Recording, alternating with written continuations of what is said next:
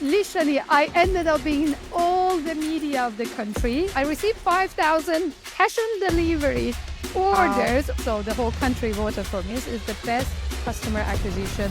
I won the second highest votes. I was just like, I'm going to show you. Yeah.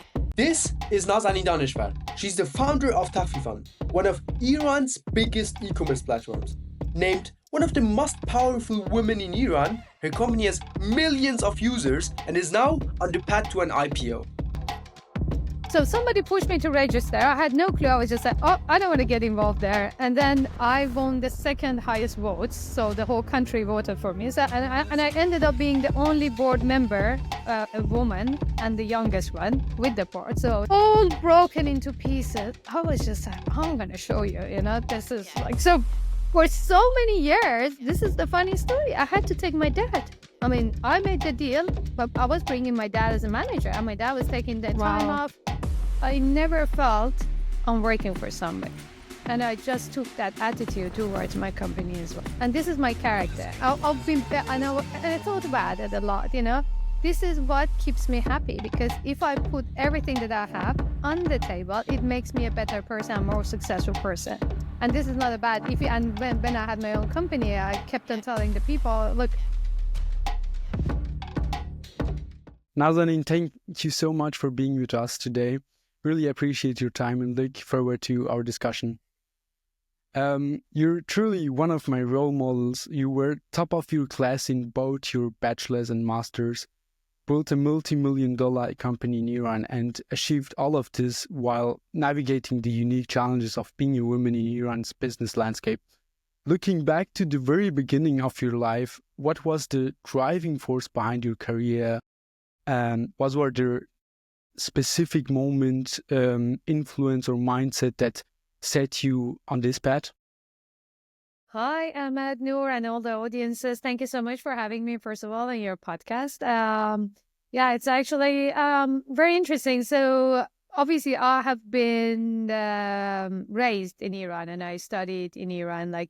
Even by then, studying engineering for a woman, especially computer science, was not the most normal thing. But and very early, I decided to leave Iran to start basically just coding and development and seeing the world and gaining some experiences. But right now that I'm sitting in Germany, it is my third migration out of Iran. So I went back the last 2 times because I was always living in London or Berlin, but thinking about going back to Iran to build something better for the nation, the place that I still have my dearest friends, my family. And that one was always one of the driving forces to build a better future for the people, which, obviously it's my root.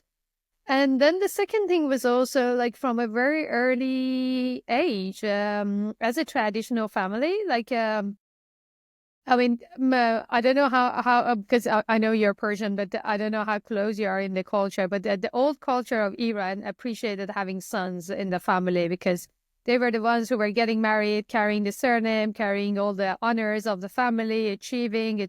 And the girls would have been this nice, multi-skilled lady of the house, etc. But so my dad ended up having 2 daughters, being me and my sister, my younger sister. So I always had the motivation to also show him, I would be the person that you would be proud of. I'm not going to be that, just the housewife that is expected. And I was actually super lucky because despite the challenges between my mom and dad, because obviously my mom wanted to push me. I remember when I was at school, I was going to all sorts of artwork, handwork, stuff, whatever that you prepare a nice lady for the next life by my mom. And at the same time, my dad was constantly pushing me towards, just go and explore and see what you want to do. So I always had these 2 motivations. First of all, to prove to my dad that I would be that honor, and it doesn't have to be a son and a girl can deliver it. And then the second thing was always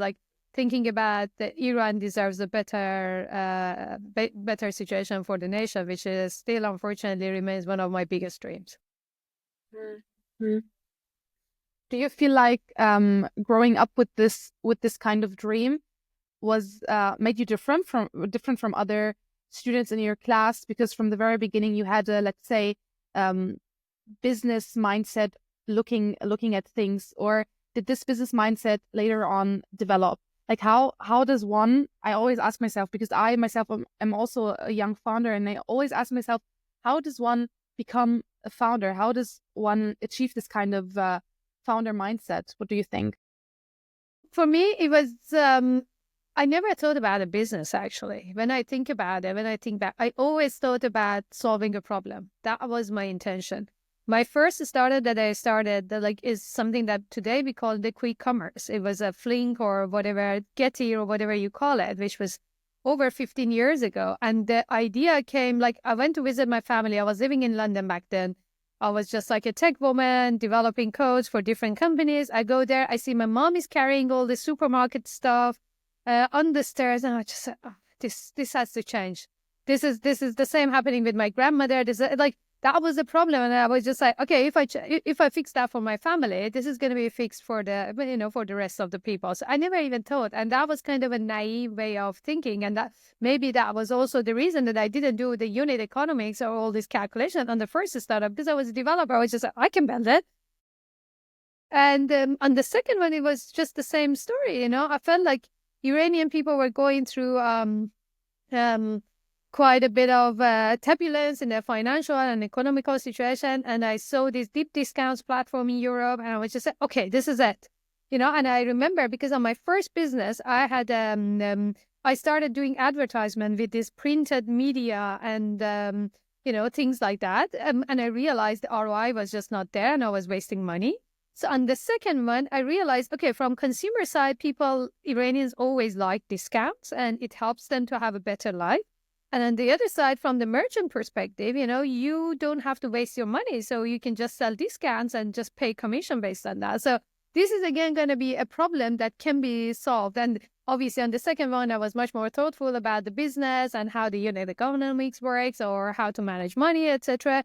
So I never went after, I'm going to grow a massive business out of this. I had no idea. I don't think, starting a business at 20 something, you would think about, okay, I'm going to build, maybe nowadays the media is different, but I'm talking about 15 years ago. It's just nobody, if somebody would have told me that one day I would have 800 employees, I would have said, oh, no, that's just not me, this is never going to happen. Or you're going to file for IPO. No, I'm not going to file for, this is not going to happen about me. So I think it was, for me, the intention was, again, solving a problem, make the world a better place for myself, for the people around me, and then that was a motivation to move. So let's go back to the supermarket problem. You developed the first online supermarket in Iran. How did you start it, and why did you fail? Yeah, good question. So as I mentioned, so the motivation was just I was living in London, building the e-commerce platforms for different scale-ups and companies. I remember one of the projects that I was leading was organic supermarket platform in the UK. And then when I went to see my family, I was just like, yeah, why we don't have anything similar in the country? So let's just build that. And my idea was just I don't want to get involved. And I'm talking about 15 years ago, right? So, and just to explain how the market was, there was no internet community, no VC, no payment gateway, no infrastructure, no logistics, literally nothing, no internet business event. So the internet was just coming. It was this dial-up that was just growing a little bit here and there. So I remember I was just yeah, well, I don't have the resources, and I don't want to get involved with the supply. The people that know Iran, they know Tehran is this massive city with 12 million population, and in daytime it's 17 million, so it's a huge city. And I remember I was just okay, I cannot deliver to the whole city. It's just not possible. So I started making a deal with the local. In Iran we have got this massive, we call it Baqali, but it's shpitis, but it's massive shpitis everywhere that you can just buy. You can call them and they just deliver the stuff to your home. So I was just okay, I'm going to make a deal. So there was a massive one around us. The guy knew me. I just went to him. I said, do you know online website? He said, look, I don't know what you're talking about. I said, look, I sell your stuff. Just let me just take a photography, give me the price list and stuff like that, and I get a commission from you. So that was the beginning. He was giving me 7%. I exactly remember the number. So I came home. My sister resigned from her company that she was working. So we started taking pictures and preparing the supply and preparing the platform. So we had the platform ready, and then obviously there is no customer, right? That's the next problem. I went to my university professor from my bachelor's time, and I was just like, yeah, look, I've got this website. I'm back from London. This is it. And the guy, Dr. Asghari, I really I'm a big fan of him. He looked at me and was just like, look, I don't know what you want to do. I said, look, I don't have marketing money. And he was just like, we've got this newspaper. It was a governmental newspaper that we can just interview you. That's all I can help you. I was just like, yeah, perfect. Why not? Yeah, let's do that. And it was called Bazar Car. Nobody ever heard about it, or it's just so small. It happened to be at the time of the Green Revolution in Iran, 1388, which by then the Iranian government was suppressing the internet or mobile service or the acquisition from West or all these political talks. Anyway, I'm launching this platform. I have no clue. So I do the interview with the newspaper. It was actually very funny. And I didn't even have an office. So I was sitting at my parents' place. We had this extra fixed landline. I put it on the website.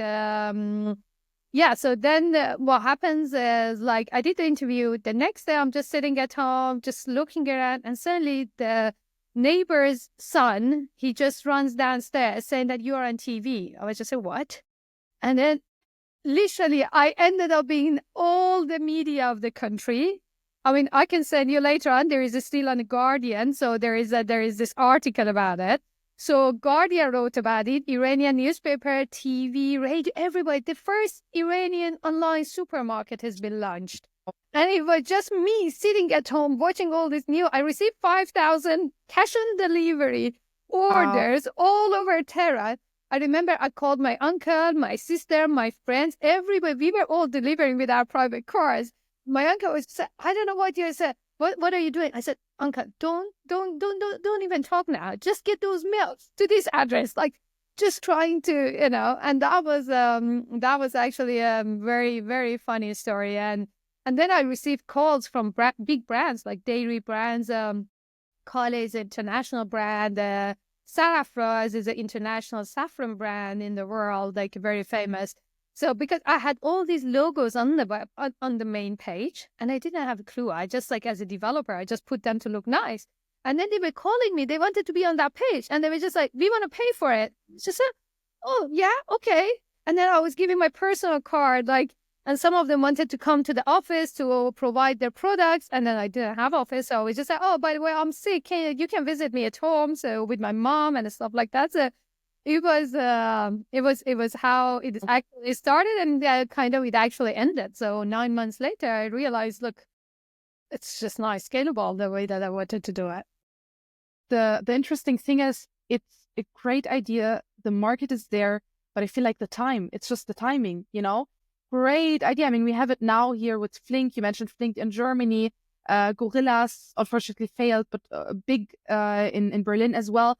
I feel like it's the thing with the infrastructure. You mentioned the Wi-Fi, etc. Great idea, but it was the wrong time. So what exactly? What do you think? What learnings did you gain from that? Yeah, that is a very good point about it. So totally wrong time to market. One thing I remember, the morning that I woke up, I was just like, I'm gonna bring this pop-up. I'm done. I was kind of semi-depressed. But at the same time, I had my lesson. I was just like, first, I don't understand business. This is important. I'm just like a developer that can build this stuff, but this is not enough for a business. And then the second thing was, like, I don't want to get in logistics. Tehran is so big, so messy, and logistics adds so much complication to the business to get the unit economics right. Yeah. So these two were actually the basis to build the second business. Interesting. Talking about learnings, you founded the supermarket, the online supermarket with your sister. What were maybe the advantages or the disadvantages founding with a family member?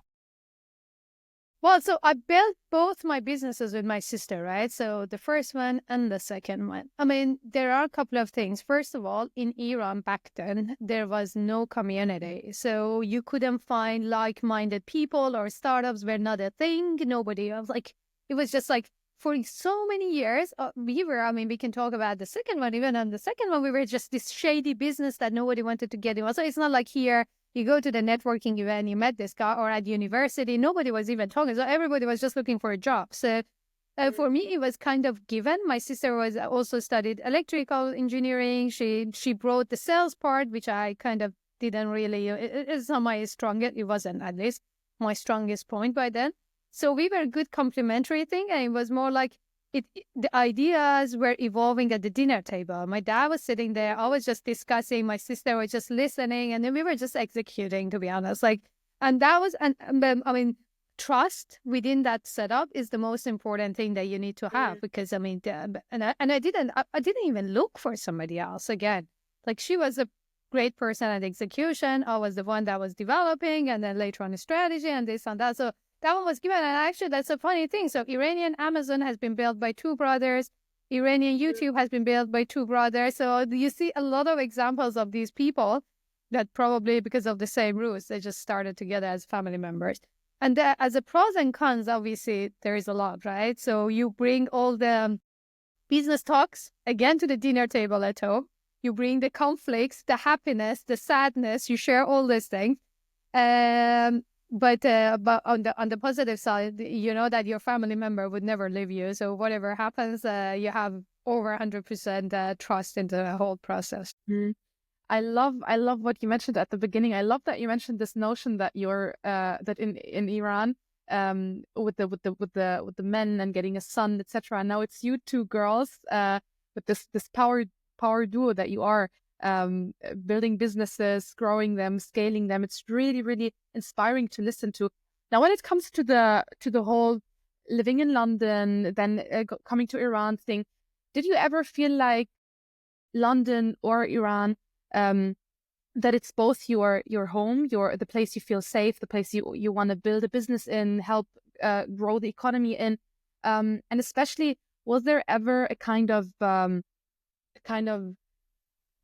did you ever feel like London did not welcome you or Iran did not welcome you because you're kind of half? To be honest, that is a very right point. I felt both of it on both sides, but I'm a person that doesn't care about these things. I'm generally like, I have so many negative behaviors and skills, but one good thing that I have, I forget the negative things so fast. So, and the thing that does not align with the target, I just, like, my mind just forgets it. I mean, sometimes people tell me, oh, yeah, you told us like whatever 2 weeks ago. I said, no, did I? I mean, did we have that covered? I don't care, as long as it's not contributing to the actual road that I'm going.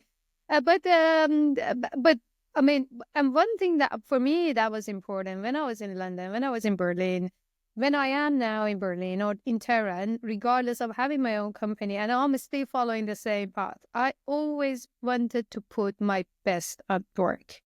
I never felt I'm working for somebody. And I just took that attitude towards my company as well. And I'm still, like, on my last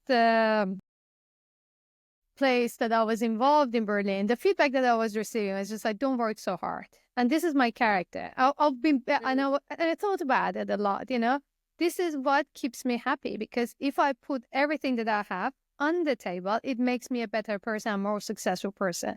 And this is not a bad, when I had my own company, I kept on telling the people, look, this is the best time. You are investing your best time in this company. Either you get in a better position out of it, you learn things out of it, or you're just wasting your time. So you would rather just at least go onto the route that helps, because if you are being developed, the company is being developed, and vice versa. So don't stay here just to get the salary or just spend the time. So I think for me, London was the same. So wherever I went, I actually felt home, regardless of all this, some topics that sometimes we discuss or we face in the society. And yeah, I was super grateful. Amazing people. Yeah, I really had a great experience. So Nazanin, the first startup failed. We discussed about it. Takhfifan, the second one, became really, really successful. It's now filed for an IPO. And I believe that we're shaped by our friends and family and school and everything. I recently listened to one of your speeches on the internet, and you mentioned your cousin, Aydin, who built a huge company while you were studying together in Iran. The company now employs around 400 employees, maybe something around it. And I'm just wondering, how much do you think his success influenced you to become a successful entrepreneur yourself? Yeah, exactly. So yeah, I mean, Aydin is a super successful founder, was in Iran and then moved to Canada and now is in Silicon Valley. Yeah, I mean, he was super inspiring. Like I remember at high school, instead of studying, like that was the time he was disassembling the computer and PCs and building, and I had no clue what he's doing. And then we ended up in the same university together. I think definitely the route that Aydin took was inspiring, but I was much more inspired by my dad's motivation. Because, I mean, again, coming from cultural barrier, while the whole world is telling you, come on, just take a job, just be easy, especially on the second startup. I was earning, I don't know, between 500 to 900 euros per day 14 years ago. I mean, nobody would have left that job going back to Iran, earning in riyals.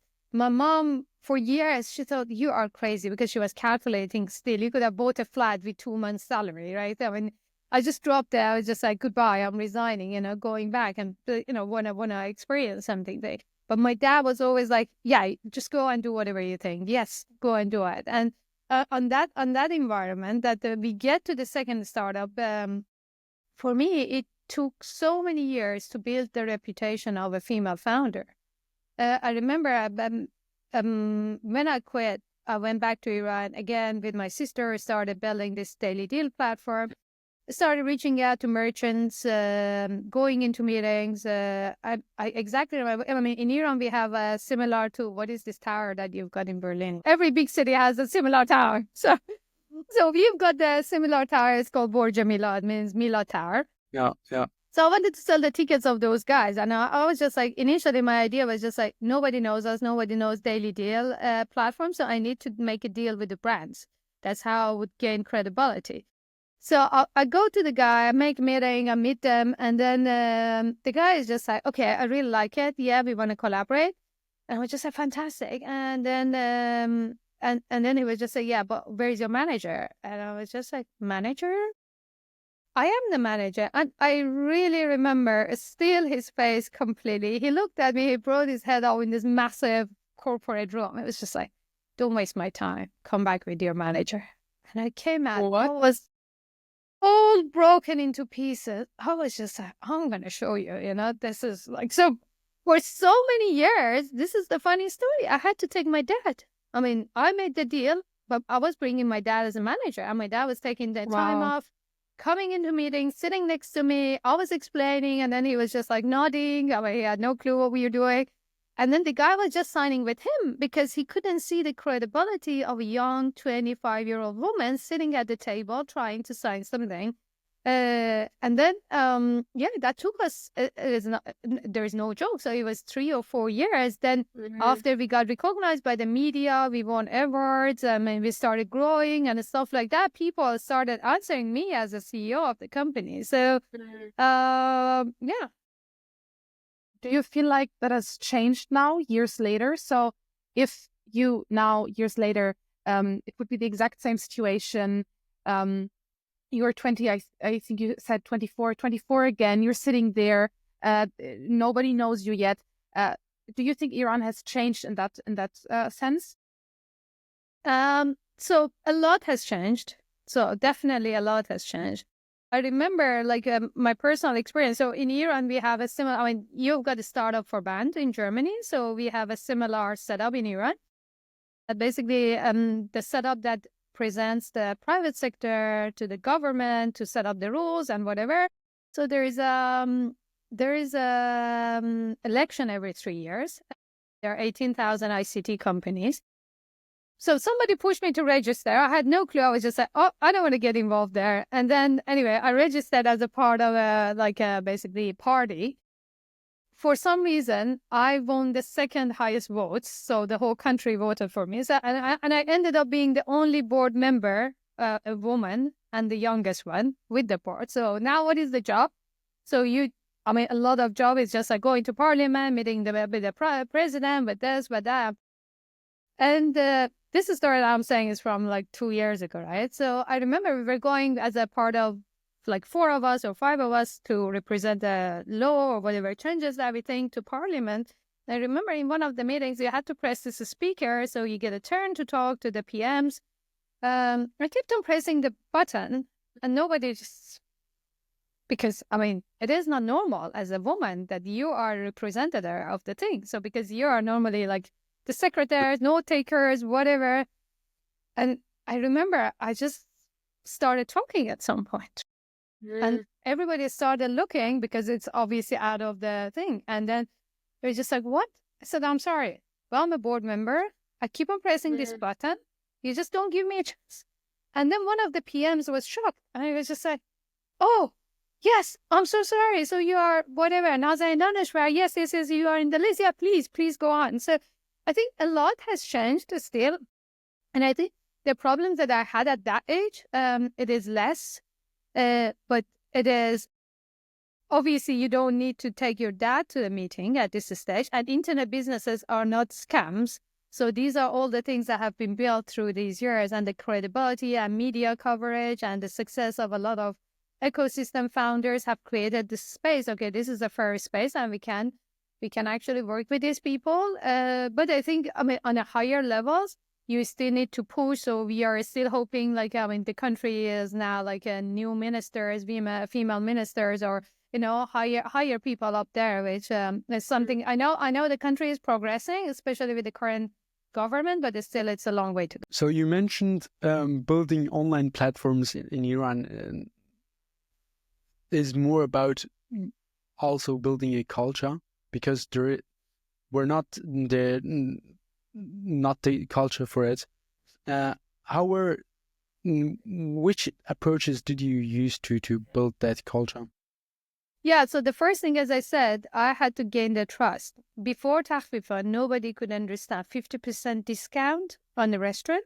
Even my friends were saying, look, if we didn't know that you are behind this story, we would have thought it's a scam. So my strategy was just like, go and do whatever to work with brands, and brands bring the credibility. So that one was the first thing. And obviously then the marketing, etc., etc. PR was a big thing for me. And especially the fact that we were in a startup that was bootstrapped for 5 years. So there was no VC money. And I didn't have the money to invest. So what I did, I remember by then, the female entrepreneurship was a topic that at the universities, they started talking about it. And a couple of them started reaching out for panels and speaking and this. And I just said, okay, this is it. I said, okay, I'm joining the panel. I am coming, but we want to basically booth. We want to give a discount code. So we used it as a marketing opportunity to actually get into the students, which were discount sensitive, etc. So we started building a strategy. And obviously, again, the PR, the whole telling the story, that create quite a bit of, traffic and trust and culture within the people. And obviously, the culture was not also, our part, right? There were lots of other businesses that in parallel to Takhfifan started growing. So the online business came out of kind of stealth mode. And I remember the first payment gateway that we got, it was actually funny. So we got the payment gateway. In a couple of weeks, suddenly one morning I woke up, the payment gateway was not working. And I called the bank. I was just like, what is happening? And then the guy was just like, look, we checked our law. We don't have a law to give a payment gateway to somebody that gets the money of somebody, gives it to somebody else, like literally marketplace. I was just saying, yeah, but what now? Like there are customers that are trying to buy. And then the guy was just like, can you bring and put a guaranteed check? That's something called in Iran, to the bank. So in case you steal people's money, we can pay. I was just like, okay, I didn't have a check, like as a young 25-year-old. And I was just, Dad, can you give I'm actually talking to you. I remember I still haven't got that check back from the bank. I should get it. so funny. So these kind of things started developing. Today, nobody questions about payment gateway, right? I mean, there's just like so many platforms, so many fintech platforms. So things have changed drastically. Now, when it comes to the things you've built already and the things you want to build in the future, do you think you are still, I mean, now you're the CEO, you have built a big company, you have, you're managing people, you're extremely deep in this whole team culture, building, scaling organizations thing. Do you stay a developer at heart? And when it comes to developing things, are there certain things you would like to change in the Iranian ecosystem, things you still want to develop in the future, potential you see in certain industries? Well, there are a couple of questions in here, right? So do I stay true to a developer? Yes.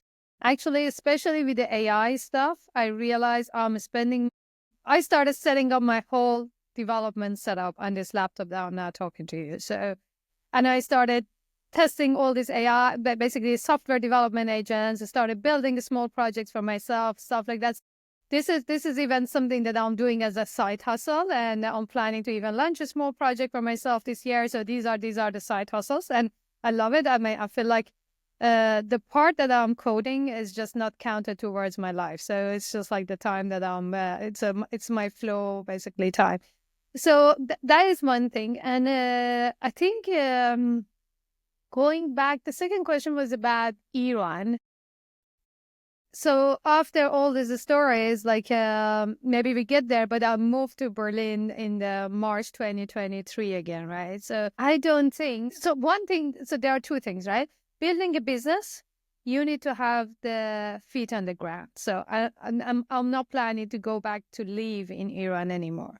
So that is the first thing. The second thing is about having an impact on the people, which is still super important for me. So when I came to Germany, I started this YouTube channel called Control B.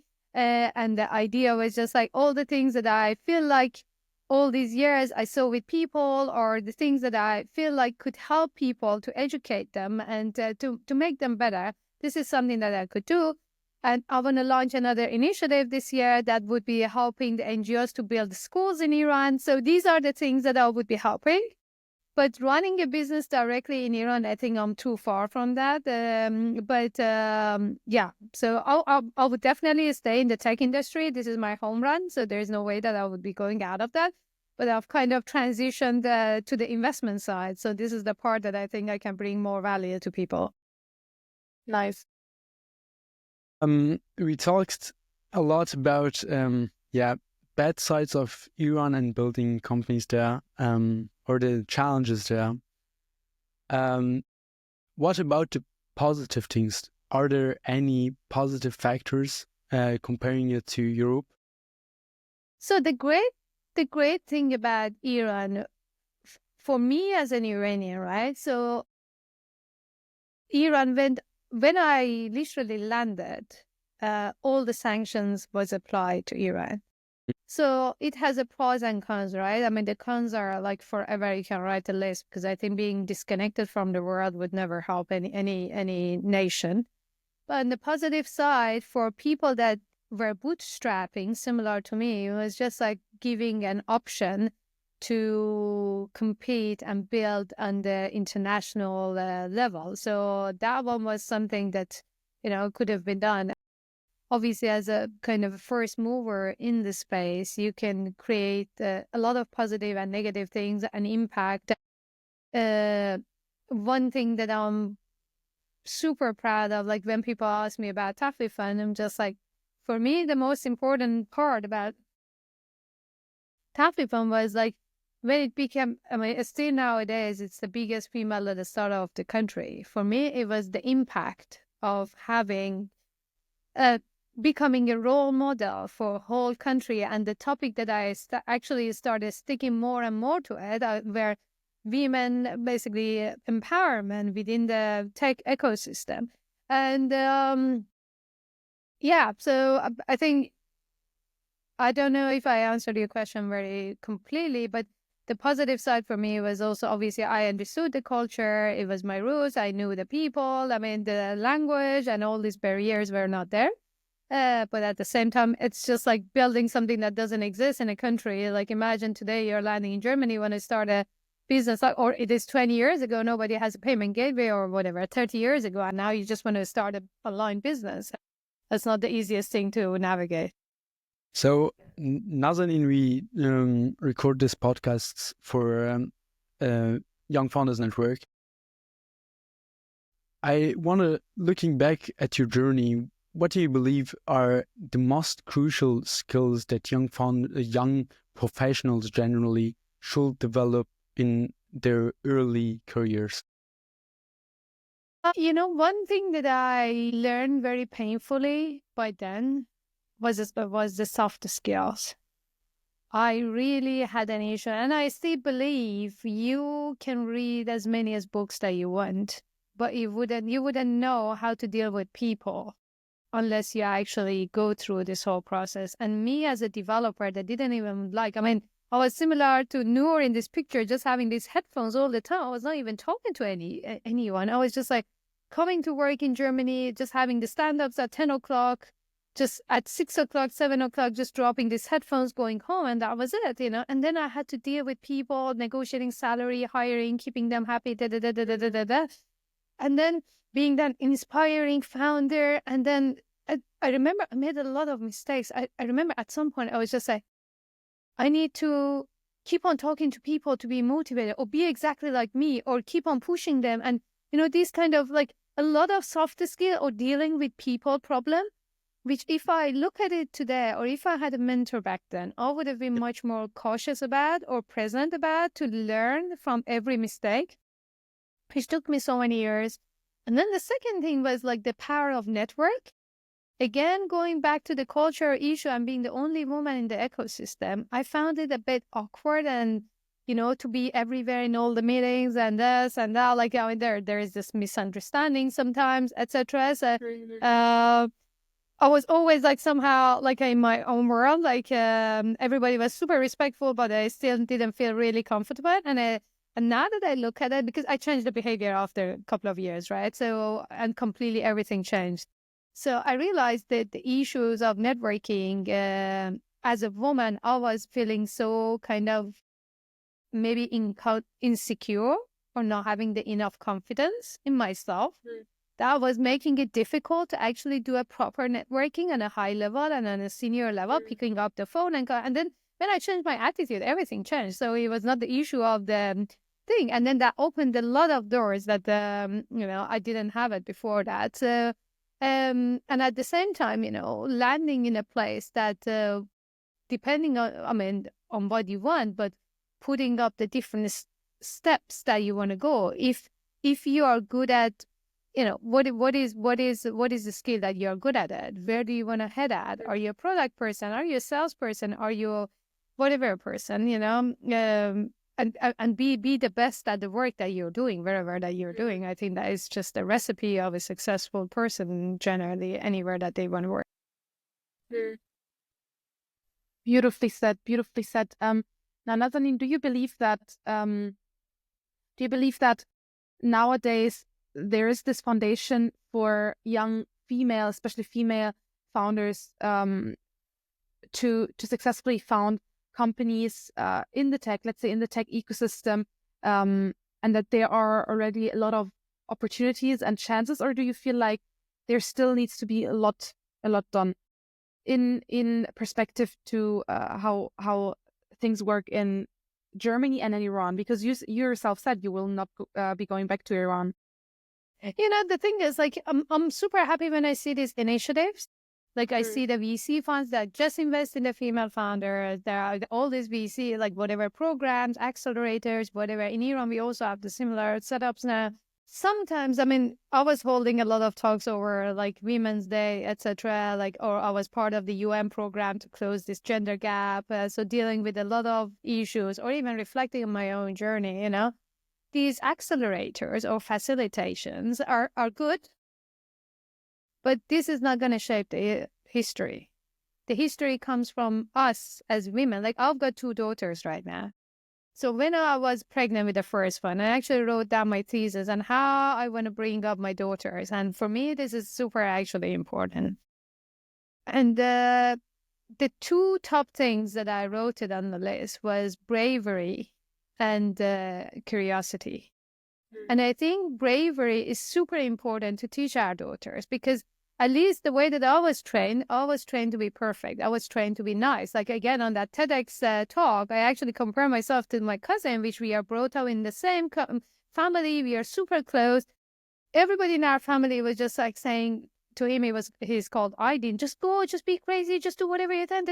For me, I should have always been dressed out in a nice way, just be there, just be the girls, part of the family, and at least from my culture, that has to be changed, to give the wings to the girls to actually fly and be able to, bang their head into a wall and fail, and this is fine. We don't always have to go to a secure job and just sit there and just think about our dreams.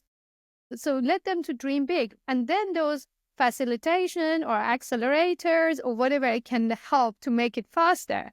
But if you don't have this pre topic, then you just end up having some people that are still not sure, how difficult this whole thing is. So the reality of entrepreneurship for men and women is just not different at the end of the day, For me, I never cared, because I'm a woman, you need to give me funding, or because I'm a woman, you need to do whatever, because I think it's about delivering the results, and it's a business at the end of the day. Yeah, I think role models play a really important role there. And that's why also I, as a man, I'm really thankful to have such a great role models as you, Nazanin, and Nour, for women. Another question, sometimes I play with the idea to maybe go back to Iran and build something there, or generally in the Middle East. Looking back at your decision to return to Iran, knowing what you know now and the experiences you have now, will you make the same choice again? I think, Ahmad, I've asked this question so many times for myself, and because people ask me as well, and I constantly, in my private thoughts, I always, especially the time that I left the country this time, so obviously after this big journey of over 10 years, etc., you look back and then think about it. And I remember when I had my farewell talk with the team, I just actually couldn't talk. I was constantly crying, so I was so emotional about just saying goodbye. But so when I was leaving, I did a calculation. I asked the data team to basically take some numbers out. So by then, which the company has grown from that point, so in less than 2 seconds, I don't remember the number, but or less than 1 minute, there were like 3 people in Iran using our service, and that we were increasing 12% of the quality of life of our customers over a year. And I felt like I have delivered on the mission of a better place for the nation. And this was something, and this is something that I'm still nowadays proud of. I'm super proud when on my Instagram, I see these long messages of young girls that are looking and they are inspired. And I'm just like, okay, if one of these guys, thinks, okay, this woman has done it, so I can do it. This is enough for me. So when I look at this part of the history, I would go and I would never doubt it and I would never question it. And maybe from an economical perspective, given the sanctions, the economy situation of the country, all these things, I never went back for the money, because if I wanted to focus on the money, I would have never left Germany. And obviously, I would be happy if there is a proper exit out of the whole story, because now you cannot transfer money out in, everything is a stock, the currency is just devaluating, with the US politics, it's even worse. Everything is a mess, but this was not the motivation. I think I had something, I would not go back. The reason is just that I feel like I have done the part that I'm happy about it. But if I go back to that time, knowing what is going to happen down the line, I would have definitely repeated that. It's right. I think it's not really about money. It's more out of curiosity to go back, as we say in Persian. Soil said that once in a podcast. Kerimi darim, Kerimi fenderi zimunja. So let's say someone from Iran is now listening. What advice will you give to generally young people who want to become an entrepreneur there, but feel discouraged by all the problems there? You mean in Iran or you mean here? Yeah, exactly. So for us here in Germany is actually simple. You have to get engaged. You have to come to Young Founders Network, get help there, and I think there are less barriers than there. So, but what will be your approach as a young entrepreneur? I would take the route that I take, which maybe not necessarily is the only way. I would still start working on the startups and focus on what I'm learning. Possible, I don't have numbers, but I'm sure if you look at the statistics, people just going fresh from university and building this whatever is a bit like difficult, like in terms of because of all those skills and understanding how to scale a business or whatever, or the challenges are much more.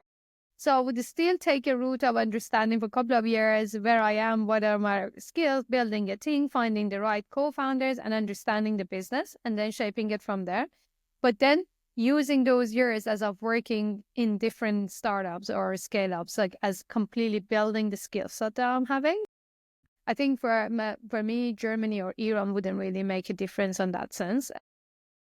Getting a lot of mentorship, getting a lot of networking, really going deep. I mean, because a lot of things about starting a startup is emotions, right? This is also the trap that I had on the first one.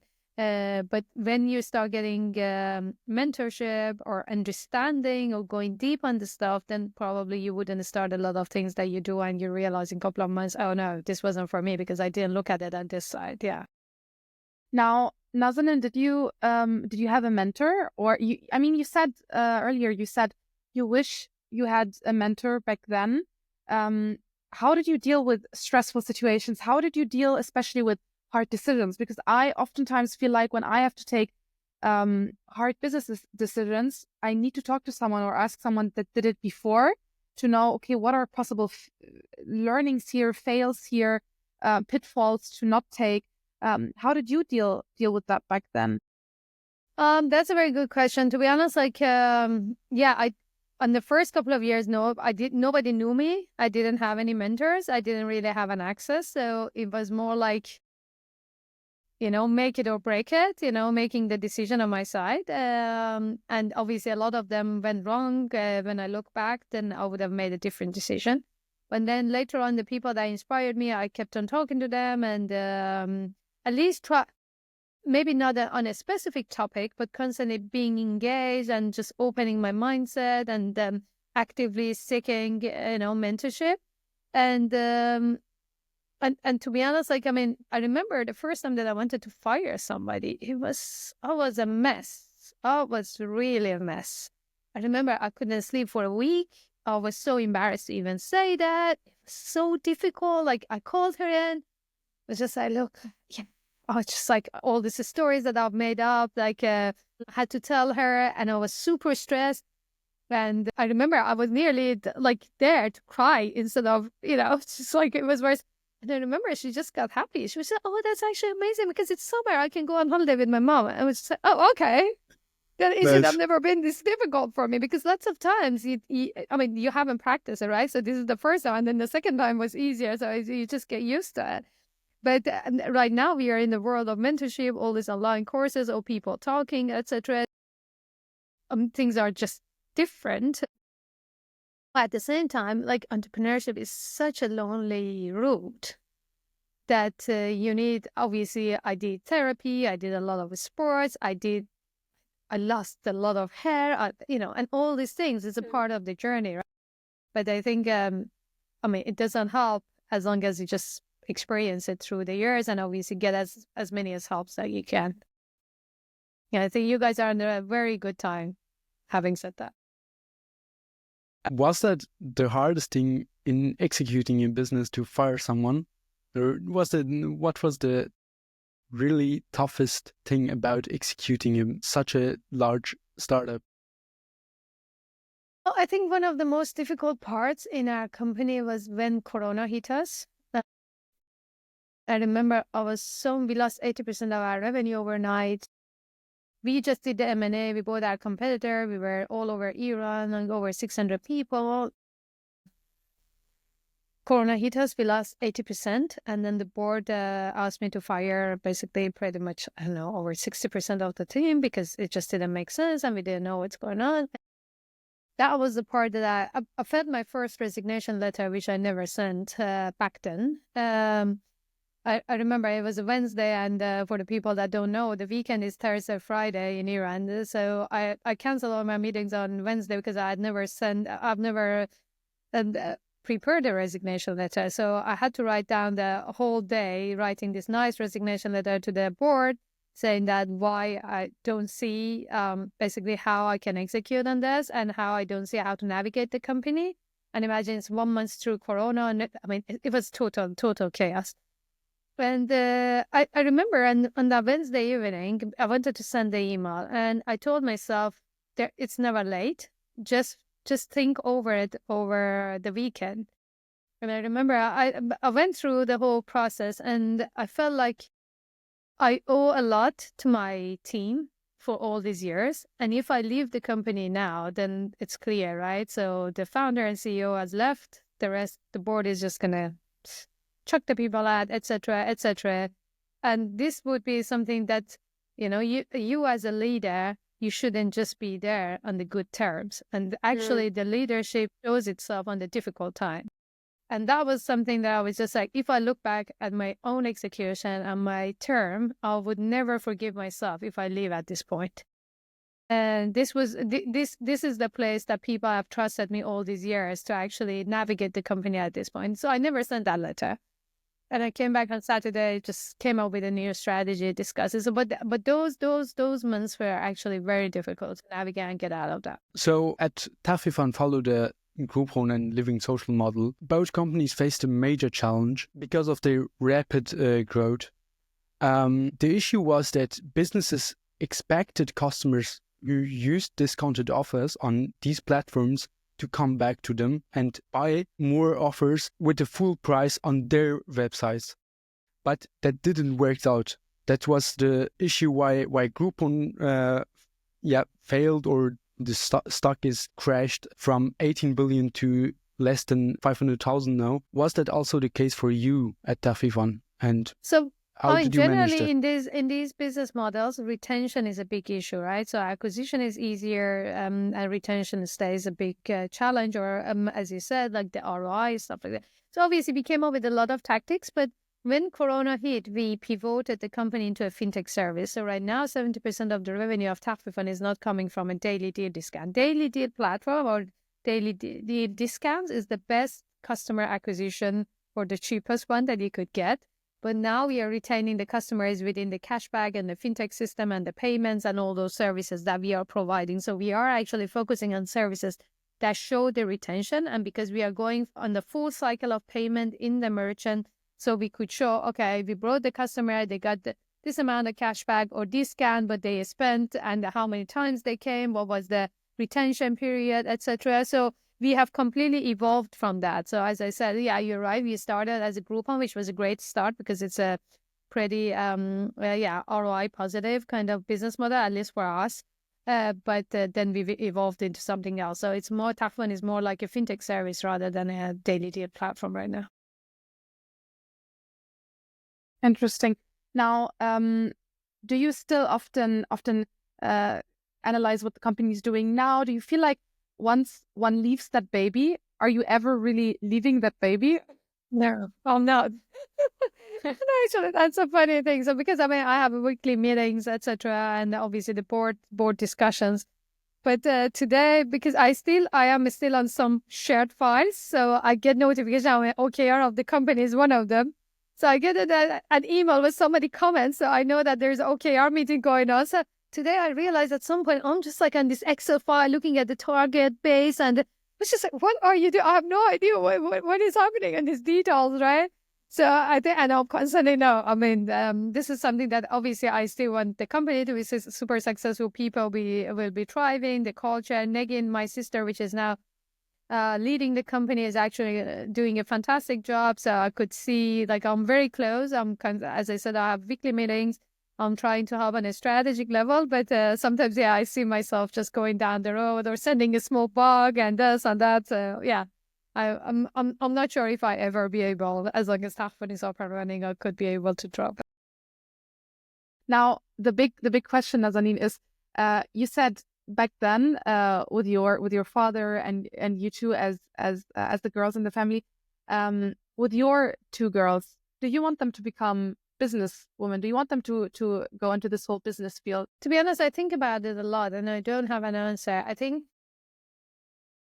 the most important thing for me as a mother is to be able to support them to experience the things that they like, so they make the decision of a life that they would love and be good at what they are choosing. So could it be business? Could it be a painting? Could it be like whatever, This is, I mean, I kind of accidentally ended up in what I was, and I was so lucky that I loved it. But I remember, like, my parents were always arguing. My mom wanted me to become a doctor. My dad wanted me to become an engineer. Eventually, they agreed because there was this field called medical engineering that I would go and study that. I was just like, what is this? But thankfully, I got accepted at computer science because I was a good student. So I was just like, okay, go. And I loved chatting on Yahoo Messenger. So that was kind of motivation because I didn't have a clue about where I'm going. So I was lucky on that part. But then I saw a lot of my classmates, like they loved painting, but the family didn't recognize painting as a job. So they were constantly not turning up in the university and taking painting courses and stuff like that. So I want to make sure that basically they are on the path that they can thrive. And because I think work is an important part of life, and at the end of the day, you should be enjoying and being in the state of flow when you're doing your job. So I don't know. I don't have an answer, and I don't want to dictate like a previous generation of what they have to do. Obviously, I will do my part to show them where the world is moving. But yeah, I think maybe just supporting them to experience as much as they can before they make a decision. So you mentioned you studied computer sciences. The first startup you founded was an online supermarket, and the second one, the discount platform. Obviously, in the first days, coding is very important as a founder. But do you think that will be also the case in the future? How important is coding in the future for founders? I think like a big part of coding is going to become commodity. Like, I mean, we can already see. So you can launch platforms much faster. Like now you've got the Shopifys of the world, all these platforms of the world that you have a basic first step to go. Or with the AI stuff, you've got all these tools. I would recommend people to play with them to just see at least to a simple first version, right? So launching a business, obviously, when you want to go deep tech and more complicated thing, you need to be hands-on, and you would still need it. And I don't think that one would disappear. But for the first version of launching something and being out there, there are so many tools that is just not comparable before. I mean, back then, if you wouldn't know how to code, there was no way that you could have launched something. But today, you can bring up a landing page, a Figma page, or whatever page to start doing the tests, or all these landing page platforms, etc. So there are much more tools to be used. I think it gets better and better. Let's talk about another topic, which is your transition from a founder to an investor. I'm just wondering, what was really the biggest mental shift you had to make when you turned an investor, an angel investor, or a VC investor at EQT?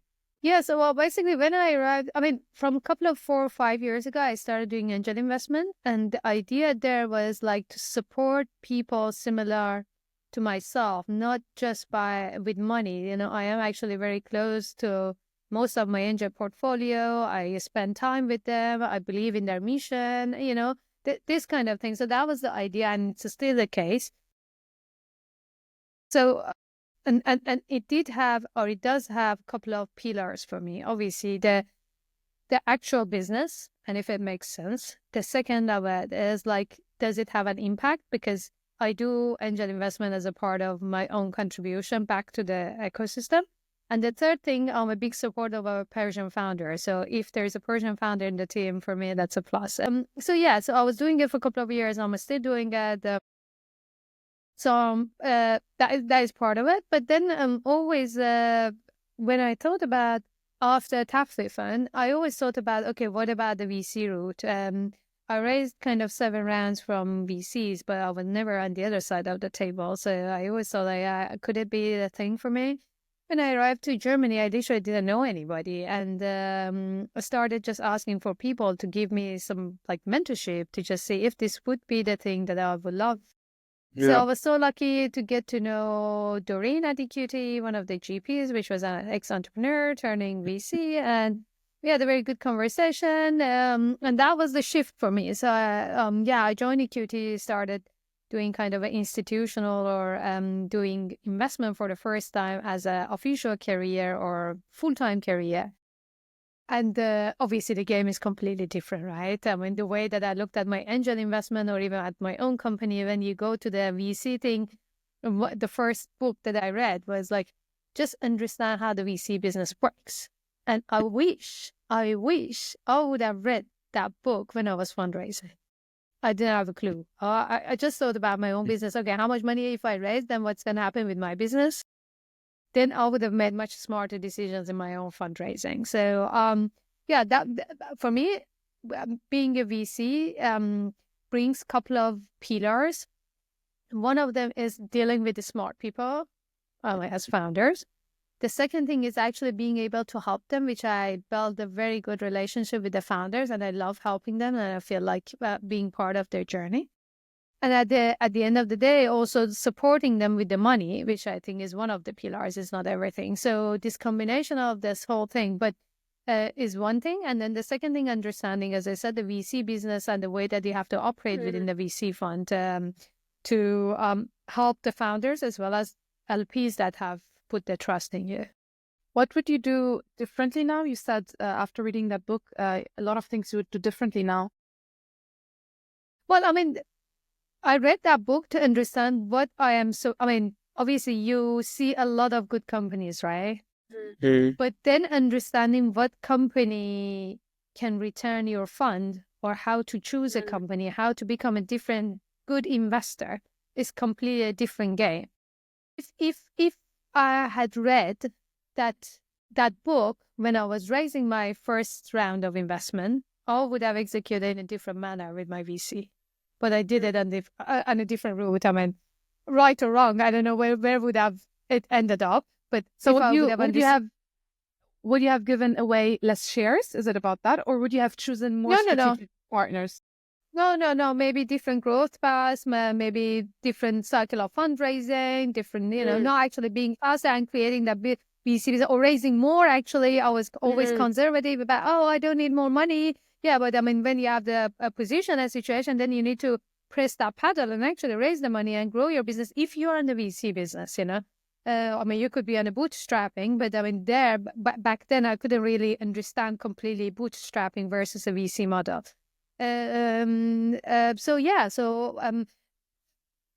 I think my anticipation was actually right. So being a founder and raising from a VC is completely different game than being a VC and investing into startups. So this is the route that I'm super excited about it. It's still super challenging, and I learn a lot about it. Talking about VCs, what are the difference between VC in Europe and VC in Iran? Because obviously they can't expect the same things. For example, the revenues are much higher in Europe. How is it? I mean, you cannot really compare it, I would say. The reason is the economic situation. And as you mentioned, the inflation is super high in Iran. There are different asset class that the LPs can put down their money. So the VC game is super challenging there. And the VCs that you see are mostly backed by the government, which again is another challenge, because when you invest from government money, so it is not considered as a cool asset class that the private money goes into it, or very, very like a small amount of VCs are actually privately backed. So that's one story.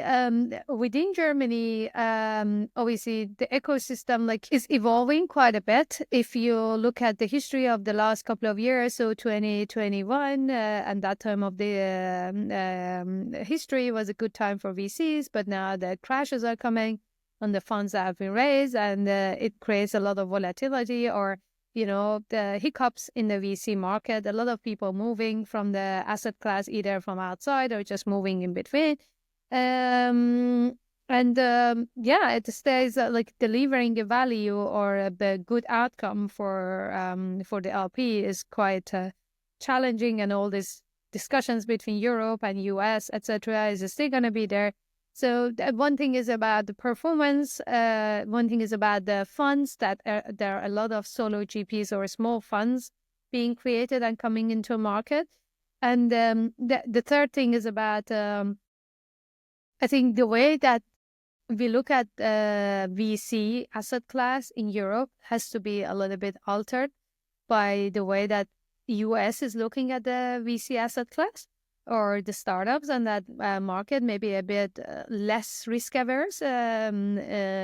Basically, today I was discussing with somebody that wanted to raise 10 million pre-revenue, and then he said, look, I'm not even talking to the German VCs because I think it's so difficult to pull it off in Germany. So he went straight away to the US, and he has already got the 6 million because everybody wants to see the numbers, and I can understand it, but it's still this is something that maybe there has to be some sort of a tweak or somewhere in between.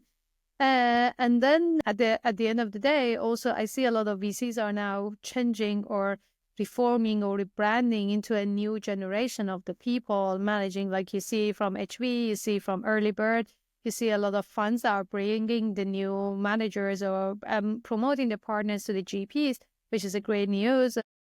So looking at the VC game in a different way. But I think the diversity within the senior roles still stays quite a bit of a challenge, looking at the whole market. You mentioned that in a previous conversation and also now that you like to invest in founders with migrant backgrounds. So having more investors with migrant backgrounds is also very important. Can you maybe elaborate on that? Why is it important? When I came to Germany, which it's around 18 months ago, I started meeting, and I'm still meeting a lot of VCs and fellows basically in the same market. I have to say, I barely have seen a migrant partner that that is at the GP or partner level, plus a woman, plus all this combination is an odd thing, so you don't really see it. I believe that if I look at 14 years ago when I came to Germany as a developer, it was so weird as a woman coming from Middle East, becoming a developer. I was the only one in 40 people. So that has changed completely. So now we see all these people, highly skilled people working in different teams, or even based on a startup for Ban. I think I was reading a report, 21% of the founders are now migrants or coming from a migrant background. So when you have got these people which are building, which are part of this ecosystem, so you need to see it on the other side of the table, and you have to have that representation of these people to actually push the initiatives, or and then clear that diversification of the thoughts, of the approaches, of everything on the table. And I think the VC market, at least within Germany, UK, is still, obviously much more mature in the VC thing and further. But within Germany, I think there has to be a shift in the way that we think about involvement of female in the senior positions, plus the migrant women, which is really rare. Now thinking, I'm sure I'm missing, but thinking right now, talking to you, I can't remember I have seen anybody that have been coming from outside EU and is now sitting on that position. It's just and the VC game is still going a lot based on the network, trust, the people that we know, the people that speak the same language and stuff like that. So that mindset has to be changed, and I could see that this is coming. That is a really, really beautiful mission you have there. Now, to conclude, maybe, do you think that this is a mission? Maybe you said you had this baby that you built up, the two companies, the very successful company. Then is the next baby basically this mission that you have in the VC game? Well, my personal mission, when I came, I met all these VC and I was feeling awkward in so many meetings. Still, I was just feeling this pressure sitting in this room with weird discussions. Some of them, so many of them super supportive as well, but some of them like not the best discussions.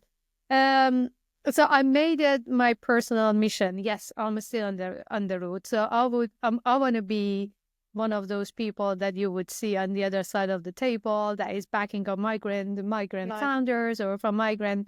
And I think this is the way to build a successful ecosystem. The ecosystem of Germany has evolved from 14 years ago, which I was just sitting and everybody is looking at me like, where is she from? I had so many awkward questions back then, but that has evolved completely. So this is part of the journey and hopefully I can be part of that. Yeah, that is definitely a personal mission for me.